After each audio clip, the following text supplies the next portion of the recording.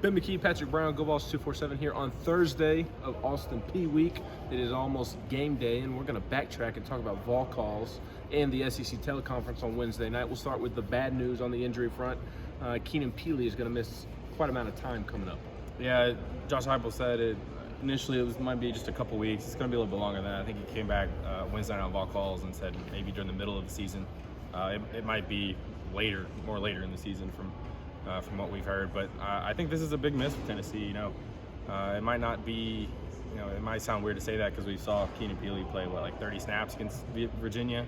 It's a transfer coming in. A lot of people probably didn't watch him at BYU, but I think he had a really impressive August. You heard a lot of people talk about his leadership early on in the offseason, what he brought in terms of his maturity, being kind of like a pro and how he goes about things. And then even Heupel on Wednesday night said that, this guy's better than I thought he was. And that sort of echoed what I heard from Brian Jean-Marie, Tim Banks, that this guy's an athletic player that can do a lot of things that they want at linebacker. And so that's going to force some young guys into action with Elijah Herring's going to probably be in the starting lineup at Mike, and then Arion Carter at the will spot. I think those two with Aaron Beasley are going to be the main guys to step up, and we'll probably see some young guys too against Austin Peay on Saturday. Yeah, the interesting part to me is can a Jalen Smith or Jeremiah Thielander or Caleb Perry, can one of those three step up and really help provide some depth these next several weeks? On the good news injury front, sounds like Cooper Mays may be back next weekend. Yeah, from what Josh Heupel said on vol calls on Wednesday night, they have had him on the field some this week in practice. I think the exact words last night were trying to get him 100% for next week.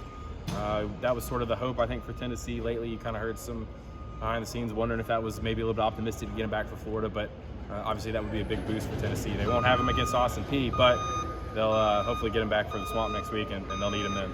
Absolutely, and Saturday against Austin Peay, it's all about working on yourself, right? Making sure you clean up some of the easy things that you messed up against Virginia, because physically you're going to outman Austin Peay, but mentally can you be locked in enough to where you don't have so many clumsy mistakes like they did against Virginia? Yeah, you hear the saying that a team generally makes a big jump from week 1 to week 2. Well, Tennessee, how are you going to know? You're playing a team that's just lost 49-23. Plays in the FCS level. So for Tennessee, it's about being clean, like you said, Ben. On offense, don't drop any touchdowns. Don't have a bunch of false start penalties. Don't throw the ball into traffic if you're Joe Milton.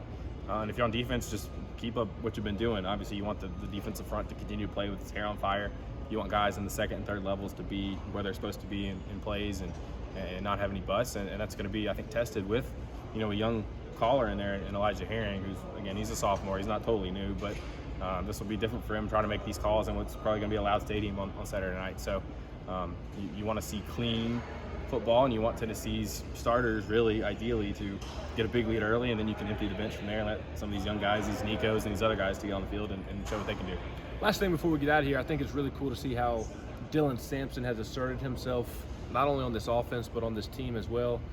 For a young guy, he has quite the leadership role on this team. Josh Heupel spoke today about adding him to their leadership council because of the work he did over the offseason. Yeah, that's impressive. This guy's a sophomore, wasn't an early enrollee last year, so he's really only been in the program for a little bit more than a year and has already made that imprint.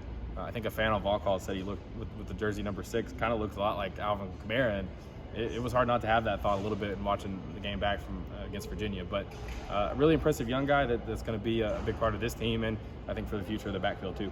There's no doubt about that. Tennessee Austin Peay coming up Saturday night. Won't be on TV. Will be streamed on ESPN Plus and SEC Network Plus at 5 p.m.